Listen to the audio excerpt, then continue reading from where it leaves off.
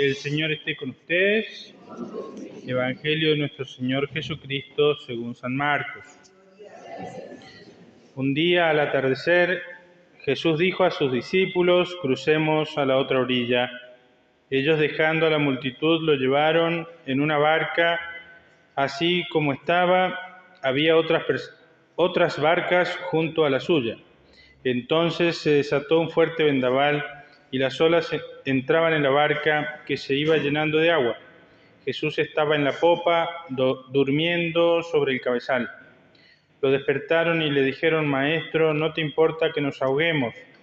Despertándose él, increpó el viento y dijo al mar: Silencio, cállate. El viento se aplacó y sobrevino una gran calma. Después les dijo: ¿Por qué tienen miedo? ¿Cómo no tienen fe? Entonces quedaron atemorizados y se decían unos a otros: ¿Quién es este que hasta el viento y el mar le obedecen? Palabra del Señor. Ave María Purísima. El mar en la Sagrada Escritura tiene varios significados, pero el principal, que también aparece en los Evangelios, es signo del mundo mundano, del mundo sin Dios. De hecho, Jesús, en una ocasión, cuando realiza una de las pescas milagrosas, que está con los apóstoles, digamos que le dice a los apóstoles, ¿se acuerdan? Pedro se arrodilla: Señor, aléjate de mí que soy un pecador. Le dice a los apóstoles Jesús: desde ahora los haré pescadores de hombres. Y es como una figura al revés, porque mientras que los peces, cuando son sacados del agua, mueren, en el caso del símbolo que presenta Cristo, es que los apóstoles deben sacar a los hombres del mundo, pero para llevarlos a la vida en Dios. ¿Ven? También en la antigüedad, en distintas culturas, pero también en la Sagrada Escritura, está la figura del Leviatán.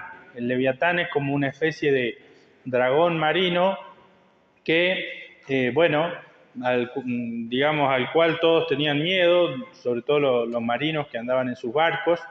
Se pensaba que podía volcar los barcos, etc. Bueno, el origen de esta imagen probablemente puede haber sido algún pez gigante como una ballena o un tiburón, pero bueno, sea cual sea el origen, esto entra en algunas culturas, entra también en la Sagrada Escritura, y el Leviatán también tiene este significado del demonio. Entonces fíjense, el mar como signo del mundo donde reina el demonio, ¿bien? Y entonces los seres humanos deben ser sacados del mundo, deben ser llevados de esa vida mundana a la vida en Dios. ¿Y subir a dónde? A la barca donde está Cristo. Esta sería como una gran figura. De hecho, la figura de la barca también es la figura de la iglesia, y como aquel hecho del arca de Noé, la iglesia que recoge, digamos, a todos los que se van a salvar y los libra del diluvio, del castigo, ¿no es cierto?, del diluvio. El que no va en el arca no se salva. Bueno, en el mar, por impresionante que sea, como nos dice el libro de Job, la primera lectura, tiene un límite. No es ilimitado su poder. A veces, si ustedes alguna vez han navegado en el mar, yo una sola vez entré en una lancha al mar, pero nada más. No me entusiasma demasiado, les digo, porque para colmo nos tiramos al agua y yo decía: si hay un tiburón acá abajo, digo, no estamos muy acostumbrados nosotros, sobre todo que estamos bastante lejos del mar.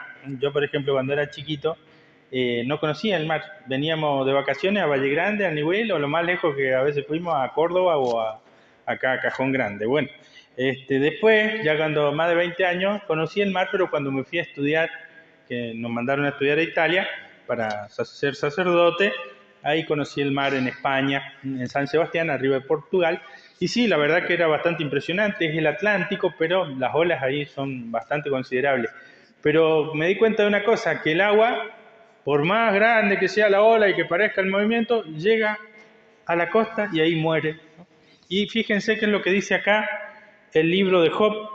Yo tracé un límite alrededor de él, del mar, le puse cerrojos y puertas y le dije, llegarás hasta aquí y no pasarás.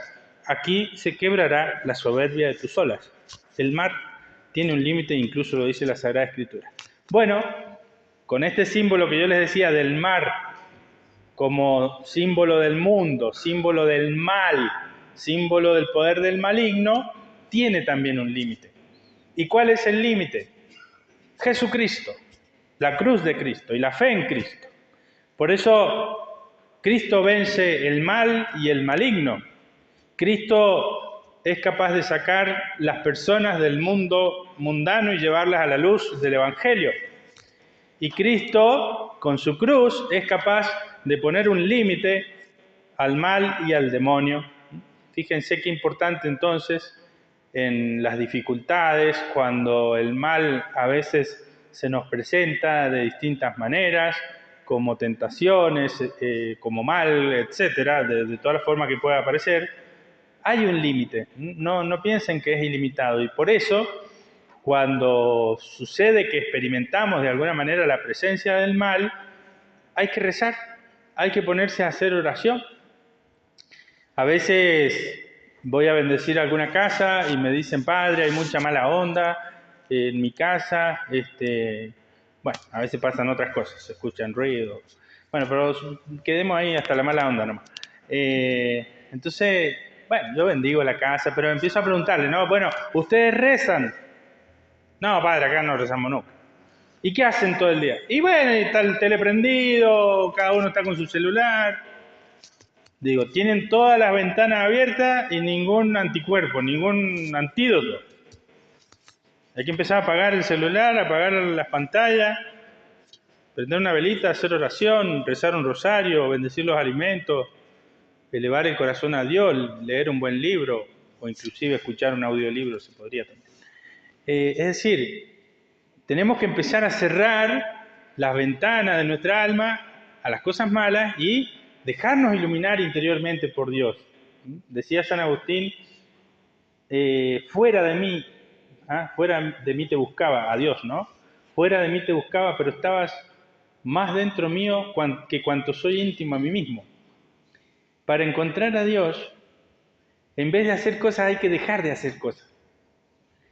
Hay que dejar de llenarnos de información, hay que dejar de llenarnos de imágenes, hay que detenerse de la actividad, hay que, como decimos, parar la pelota y Dios va a empezar a iluminarnos desde adentro, porque tenemos a Dios en el corazón, pero está como el Evangelio, dormido. Jesús está ahí, pero está dormido. Y entonces a veces, como no le damos importancia, Jesús permite que haya una tormenta, que puede ser problemas, enfermedades, tentaciones, pecados. ¿Para qué? Para que empecemos, si Jesús debe andar por acá. Entonces empezamos a buscar dónde está Jesús dormido. Y lo bueno es empezar a buscarlo. Bueno, hay que ver. Entonces hay que detenerse, hay que hacer oración, hasta encontrar a Jesús y despertarlo. Señor, que me hundo, no te importa que perezca. Se puede hacer oración con palabras, se puede hacer oración rezando el rosario, pero también se puede hacer oración con gritos. Y a veces tenemos que gritar a Dios. Y Dios quiere que de alguna manera, ¿para qué? Porque no es que lo tenemos que despertar a Él, ¿saben qué? Los que lo tenemos que despertar somos nosotros. El símbolo de Cristo dormido es un símbolo de nosotros dormidos para las cosas de Dios. Es un símbolo de nosotros dormidos para la fe. Entonces, como una paradoja, el Señor dormido. El Señor está dormido porque los dormidos somos nosotros. Tenemos que despertarnos para Dios, despertar nuestra alma. Pero para eso tenemos que apagar un montón de cosas en ella. Pensamientos, elucubraciones, deseos extraños, todo aquello que no permita que nos encontremos en nuestra alma con el Señor. Hay tormentas en nuestra vida que pueden ser culpa nuestra, que las hayamos generado nosotros mismos, y no solamente deberemos en ese caso buscar al Señor, sino también nosotros sacar esas cosas de nuestra vida que son las que nos provocan la tormenta. Hay otras que no, hay otras que quizás Dios las permite, sin culpa nuestra, para nuestro crecimiento.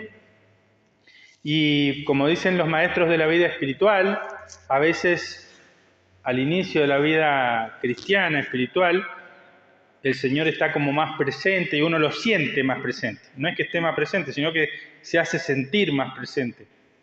Pero a medida que se va creciendo, no se siente tanto esa presencia y uno anda como en la oscuridad, dice San Juan de la Cruz. Bueno, no hay que pensar que esa oscuridad signifique que yo estoy peor, sino que dice él que es que nuestra alma, como no está adaptada a Dios, empieza a percibir a Dios como una oscuridad. Si yo los invito a salir afuera y a mirar al sol, van a ver primero un brillo y si siguen mirándolo, después no van a ver nada.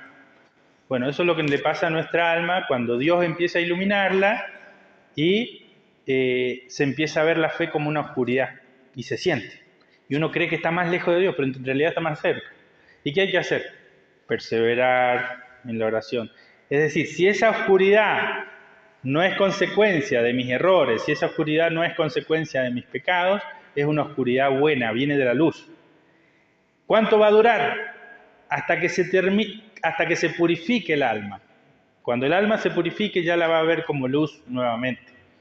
Pero para eso hay que perseverar, hay que hacer muchas buenas obras, y es lo que han logrado los santos.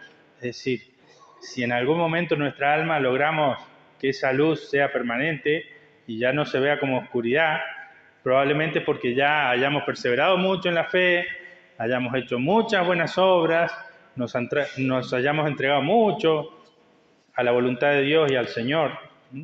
Pero bueno, ¿a qué los invito? A que perseveren en la fe, aun cuando a veces lo vean como algo oscuro, pero eso no es algo malo, sino algo bueno.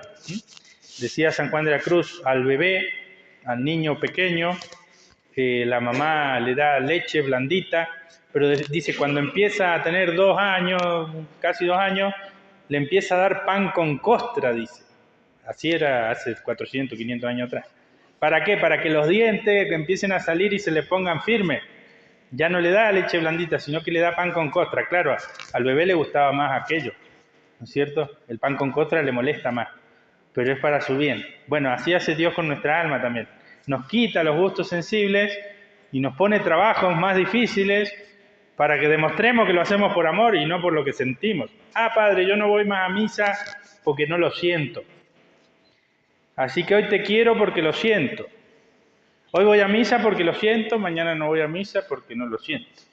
Hoy te quiero porque lo siento, mañana no te quiero porque no lo siento, y ahí lo siento mucho porque todo se va al tacho, porque si seguimos nada más los sentimientos, nadie va a perseverar ni en el matrimonio ni en nada, ¿no? No es por los sentimientos, sino que es la voluntad que decide, y así sea que uno sienta las cosas como algo positivo. Así sienta a veces que es un peso, uno sigue adelante por el amor, que es algo más profundo que el sentimiento. Entonces, bueno, pidamos al Señor en este día saber buscarlo en los momentos difíciles, en la oración, ver de dónde vienen mis tormentas, si son culpa mía, poner remedio a eso, y ahí va mucho de mi parte, si son pecados, arrepentirme, si son errores, vicios, luchar contra ellos, bueno, o lo que sea. Si viene de Dios, soportarlo con paciencia, como hizo Cristo en la cruz. Cristo no, la verdad que no fue culpa de él esa tormenta que fue la pasión, sino que lo hacía por amor a nosotros, y lo soportó con paciencia. Bueno, también eso tenemos que pedirlo como una gracia, pero siempre sabiendo que Él está allí. Ave María Purísima.